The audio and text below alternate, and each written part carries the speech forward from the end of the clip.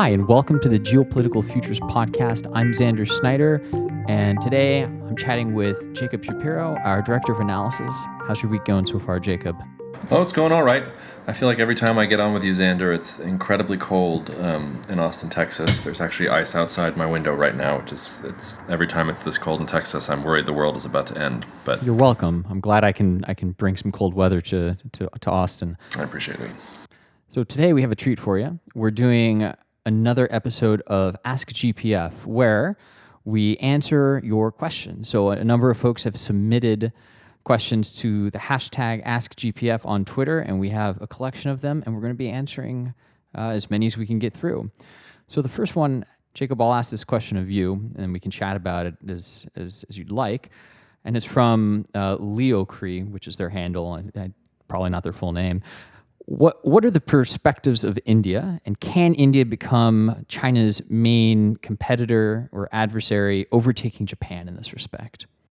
Yeah, this is a question that we get a lot. As our frequent listeners and readers will know, our long-term forecast here is that Japan is really the dominant power in East Asia. And there's going to be conflict probably between China and Japan, especially as China sort of descends into regionalism and loses centralized control over the country. But people always ask us about India, because India is really the only country in terms of population size that's in the same neighborhood as China and is projected to get bigger than China. The issue with the issue with India is this: it's not clear to me that India is really a unified country. India is made up of a bunch of different regions. It's made up of a bunch of different ethnic groups, religions, castes, languages, you name it. It's just an incredibly diverse society. And it's diverse not just in terms of its social makeup, but also in terms of the political rules in region to region. Business can operate, in a particular way in one region and then be in a different part of India, and the language is completely different, and the rules might be completely different, and the taxes might be completely different. The current government is actually trying to change some of this. They've actually made some pretty ambitious moves to try and harmonize some of these issues that I just talked about. But at the end of the day, India is incredibly diverse. I don't see that there's a lot of potential for them to sort of rally around one view. And then besides that, India is incredibly poor. We often talk about how China is still incredibly poor, and there are still hundreds of millions of people living on something like $5 a day or something in China. India is even more poor than China. I mean, India has a long way to go before it can even really start thinking about projecting the kind of power that China does. The last thing I would say is that the only way that India and China can really encounter each other is at sea. The Himalayas really separate India and China and make it very difficult for there to be actual conflict between the two of them. Now, the country to sort of watch for there is Nepal, because if one or the other it's Nepal for China and then sort of Tibet for India. If China could develop a foothold in Nepal, suddenly it's able to threaten India's interests more directly.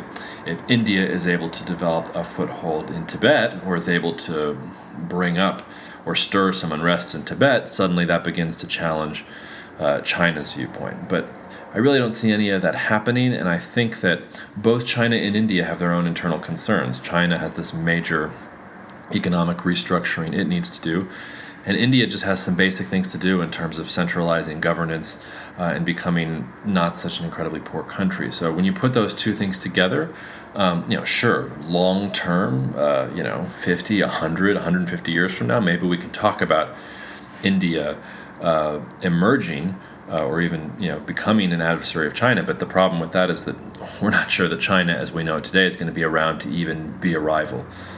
So overall, no, I don't, at least in the sort of the time horizon of the next up to 2040, which is what we have forecasts on the website up for.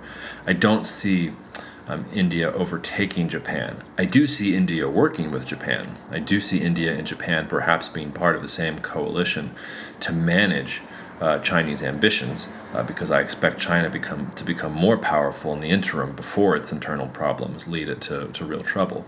But no, I don't see India overtaking it. What's your view on that, Xander? Well, I mean, generally in line with what you just described, the Himalayas really act as a big barrier for land-based conflict between the two countries. And some of our readers have asked the question, well, what about the Indochina War in 1962 that was going on about the same time that the Cuban Missile Crisis was? And the two countries did engage one another directly, but it didn't really escalate into a really significant, large-scale general war. And part of that reason is because of the terrain.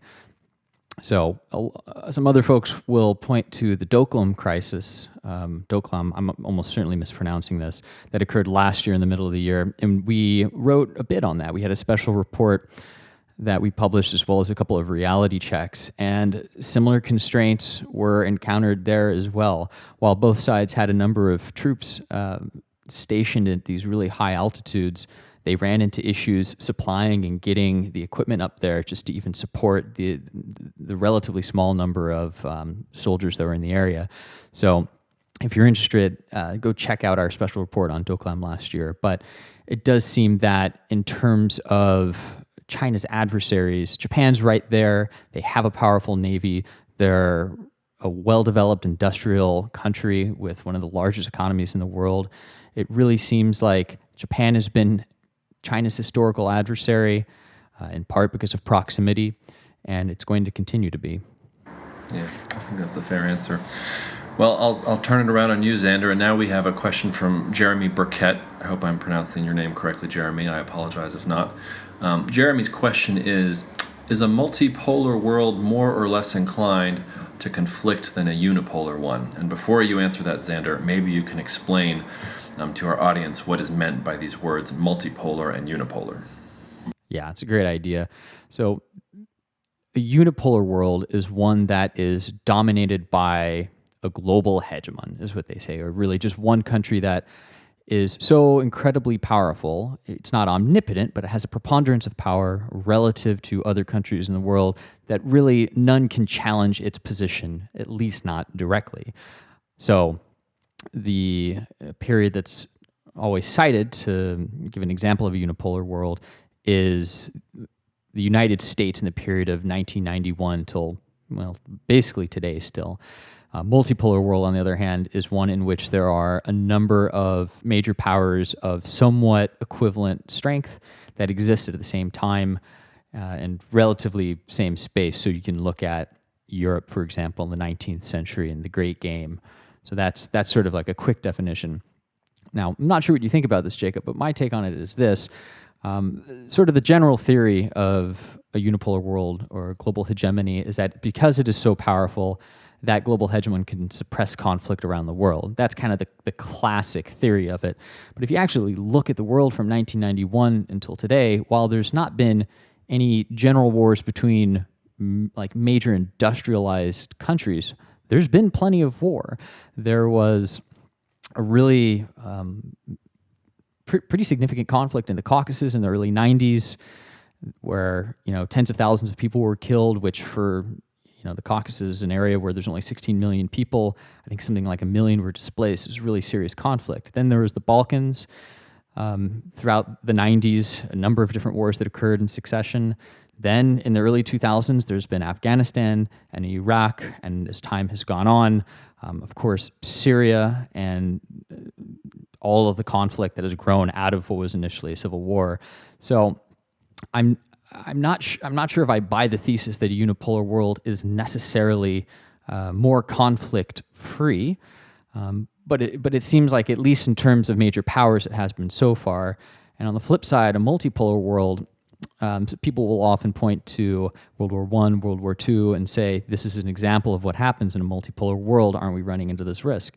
And I think that's certainly the case, that a multipolar world perhaps presents a greater risk of war between developed countries. But at the same time, I mentioned the Great Game in the 19th century. I can point to the Congress of Vienna, which was the European set of institutions agreed upon after the Napoleonic Wars, set up by Metternich, that established a balance of power between basically all of Europe's major nation states. And for the most part, it was a peaceful century. There was the Crimean War, but that didn't really grow to be a really major conflict. It was fairly contained to the area, to one area around the in the Black Sea, and then there was a Russo-Turkish War in 1877 to 1878, and then there were some conflicts between Prussia and its neighbors, but really nothing on the scale of World War I. So you can argue that a multipolar world can, in a balance, can bring about a certain degree of, well, not perpetual peace, at least not constant conflict. What's your take on that, Jacob? Well, it's a difficult question to answer. First of all, because we have to sort of define what conflict we're talking about. And you were sort of dancing around this in your answer. Are we talking about interstate war? Are we talking about civil wars? Are we talking about terrorism? There's a lot of different ways you can define conflict that is both related and not related to multipolarity and unipolarity. Also, to really do this question justice, we'd probably have to go back and pull a number of different examples from time and sort of look at, okay, well, the world was multipolar at this point, was there violence? And it was multipolar at this point, was there violence? I can say sort of, just a little bit off the cuff here that, the first eras of multipolarity that pop into my mind were incredibly violent. World War II, I think, arose in part because of a multipolar world. You had Germany and France and the United Kingdom and Russia all trying to figure out who was the most powerful country in Europe. You had both the United States and Japan rising as major Pacific powers. China's role in there also, with their internal strife and the civil war that emerged there, is also part of that story. World War I is a similar picture where you have different countries coming to challenge the status quo, and it seems to me that if you have countries of equal power, you're probably going to have more interstate war. I don't, however, think we can say, though, as you mentioned, that a unipolar world is going to have less conflict. I think both of these worlds will have plenty of conflict because, unfortunately, that's what humans do. They fight each other when they get into these political groups. So I guess the sort of clever way to not answer Jeremy's question here is to say, well, it's just going to be a different kind of conflict. It's not going to be necessarily more or less. I would say that if we're in a multipolar world, that means we have countries that are fighting each other and they can bring more force to bear. If you're in a unipolar world, that fighting is going to look a lot different, and it's probably going to be less destructive on the whole. It's probably going to look more like Al-Qaeda and terrorism, or insurgency tactics, or things like this. So I would say the conflict's going to be there either way, but that my first sort of gut reaction is to say, in a multipolar world, that violence might actually be more severe, just because you're going to have larger, more powerful political entities clashing against each other, and they're going to be using all the force they can bring to bear, which is not the case in a unipolar world. I think that makes sense. So maybe we can summarize sort of our overlap in the answers that we just gave, is that conflict exists in both multipolar and unipolar worlds. But in a multipolar world, because nation states have greater war-making capabilities, the probability of interstate warfare is greater. Mm-hmm. I think that's fair. And I would also just tack on to the end of this answer, which is to say that, I don't know how many of our readers come across this phrase multipolar world often in their daily lives. I come across it at almost every conference or speaking engagement that I go to, especially when I'm around Russian analysts or Chinese analysts or people from any of those countries. They push multipolarity as sort of the future. They think they're at a multipolar moment right now. From where I sit, when I'm looking out at the world and analyzing the world, I still think this is very much a unipolar world, and that the United States is by far the most powerful country in the world, and that there's nobody challenging the United States for that yet. And I think we see that in the types of conflicts that the United States is facing. I don't see that the United States is facing any knockdown, drag-out battles with a couple of rivals. It is facing little tiny problems all over the world. And the countries that want to push back against the United States, like a Russia, like a China, they use smaller conflicts, like in North Korea, Iran, the Middle East, to try and nip at the U.S.'s heels. That, to me, says we're in a unipolar world. I would say, eventually, United States power will decline, as all empires decline, but I think we're still a long ways away from that. So the next question then is from Raymond Berlin, and he asks, what are your thoughts on Russia's game plan? They spend over 5% of their GDP on military. What for? Internal politics? To use it or to let it rust? And by it, I'm presuming he means the military. Well, let's start with the easy question first. They are not planning on just letting it rust. I can assure you that if they're spending that much money on military hardware and weapons, they are not just going to keep it in the garage for Putin to look at when he's bored on the weekends. As far as Russia's game plan goes, I think that Russia's game plan is to try and more narrowly redefine its interests and to build a strong Russian nation state. Now, for Russia to do that, it has to be able to defend itself, and Russia knows that it's not in a position to have the buffer zones that it has become accustomed to having in maybe we should say like the last century or so. Eastern Europe is not open to Russian conquest, and Russia's ability to influence Eastern Europe has lessened. Russia, I would still say, is the predominant power in Central Asia, but it doesn't call the shots there like it used to. China is very active there. Both India and Japan are also active there. It's not the same. Even in the Caucasus or in the Balkans, Russia faces challenges from other countries that are looking there. So I think when Russia looks at its overall situation, it is trying to plan for a reality in which it has to have very flexible forces that can move and redeploy to a lot of different areas within Russia to defend against the threats that it needs to. At the same time, Russia is trying to bring some stability to its economic situation, and this is going to be very hard. In terms of its demographic situation, Russia's future doesn't look particularly good. Russia has really not been able to transition away from an oil-dependent economy. So all of these things are working against Russia. What I would say, and I think this is, we're guilty of this in the West a lot of people look at Russia in the West and think, well, this is completely inefficient, this is completely corrupt, Putin is a dictator, and there's only so long that this can last. I would say that in the same way that the United States is a political experiment, started in 1776, Russia is also a political experiment, and it's a political experiment of a different kind. The experiment is whether the massive amounts of power and wealth that are generated in Moscow can glue together this massive country. And that just creates a different set of circumstances for political leadership and for military development and things like this than in other countries. And the Russian experiment, although it has definitely had some blips here and there, if you talk about the fall of the Soviet Union or the Russian Revolution, overall, the Russian experiment has been going on for a long time, and Russia's been able to manage it very well. So I think what you have here is, Russia is trying to become a stronger military power. It is trying to reduce the spheres of influence that it has to protect, but also protect its interest in those by forging different kinds of relationships and throwing money at different types of research and development for military hardware. And then Russia is always dancing along that fine line. Just how far can you push the Russian people before they say enough's enough, we want to change? Do you have a different view of that, Xander, or does that about comport with what you would think?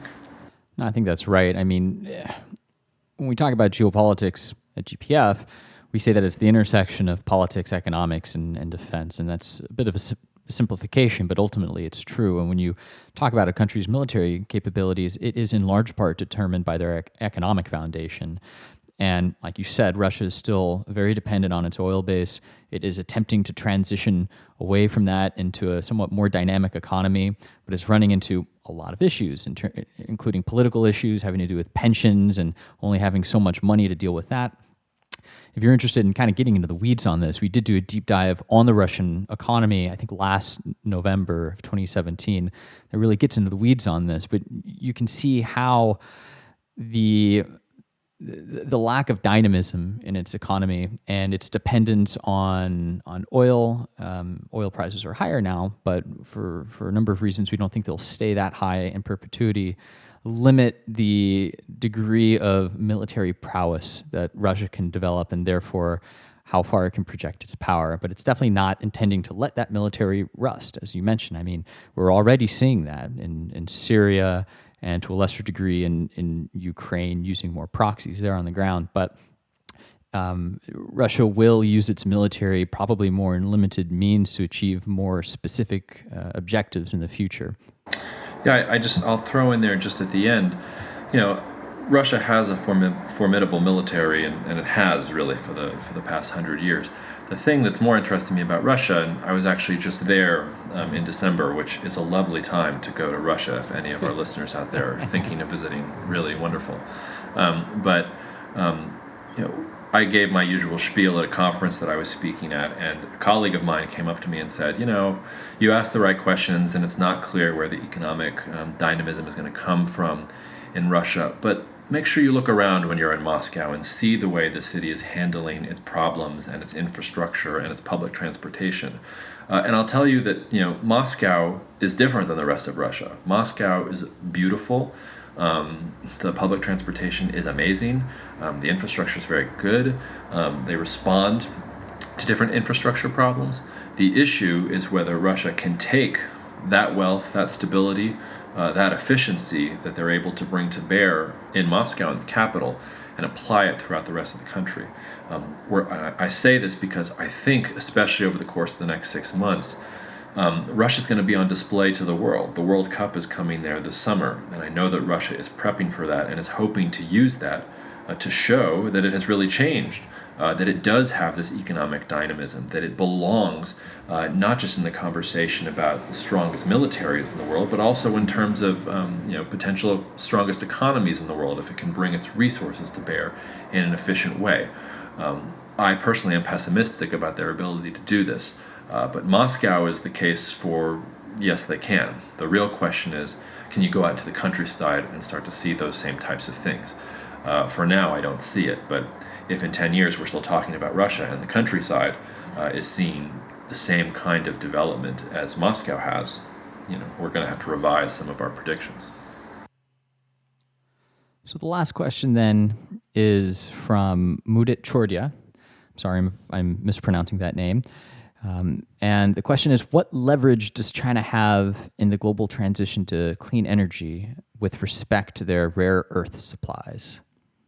Well, so I don't have a very clear read on the relationship between rare earths and clean energy technology. I assume that there is a link there. I know a lot more about the way that rare earth metals are used in terms of military hardware, in terms of different types of electronics, things like this. Rare earths, it's kind of a misnomer because rare earth metals are not rare. I guess I should say rare earth elements, not rare earth metals. Rare earth elements are not actually rare. They're just very difficult to mine out of the ground. And the reason that China has such a monopoly, I think it's something like, I think the latest data I have is 2016, and I think it's something like 90% of the world's total rare earth elements mined in 2016 came from China. But the reason they come from China is that China is willing to mine them in a cheaper way than other countries because you actually produce a lot of pollution if you're mining rare earth elements, and it costs money to sort of put a cap on that pollution. It has rare earth elements, and there have been times in U.S. history where it's produced all the rare earth elements that it needs. Actually, even earlier, I think it was around 2014, there were domestic companies in the United States producing rare earth elements that were enough to satisfy most of the current rare earth element consumption in the United States. So I don't view this as a very strong lever for China. If China wants to do what it's done in the past and say, okay, we're going to withhold rare earth elements from the market, or we're going to make the price shoot up, you're going to have a period, whether it's months or maybe a year or two, where there are going to be shortages and the prices are going to go way up. But then you're going to start to see companies in different countries start to produce them themselves. So this is one of those levers for China that appears very scary on the surface, and China can use it to short-term benefit. But if it pushes too hard, it's actually going to ruin its advantage in the first place.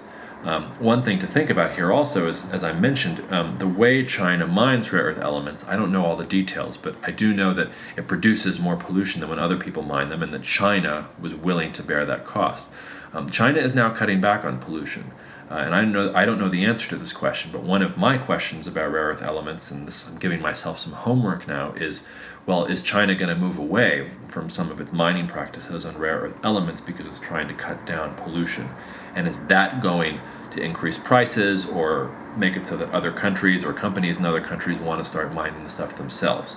I think that's the interesting question to ask there, and I honestly don't know the answer to it, and we'll have to do some research. But overall, this idea that China is able to control the rare earth element market and it's a complete monopoly, it's true, but it's a very short-term truth. If China went through on its threats, other countries would eventually be able to fill in the gap. Yeah, I don't have a great read on how rare earths is related to the clean energy transition, and that just might be a lack of knowledge on my part there. But I have some anecdotal evidence, at least on China's interest in clean energy, and you mentioned the political issue of pollution. So they definitely have a need to develop that sort of technology. And before I joined Geopolitical Futures, I co-founded and managed for several years an energy efficiency company. And whenever we went to the market for fundraising, we were far more actively courted by Chinese venture capitalists than anyone else.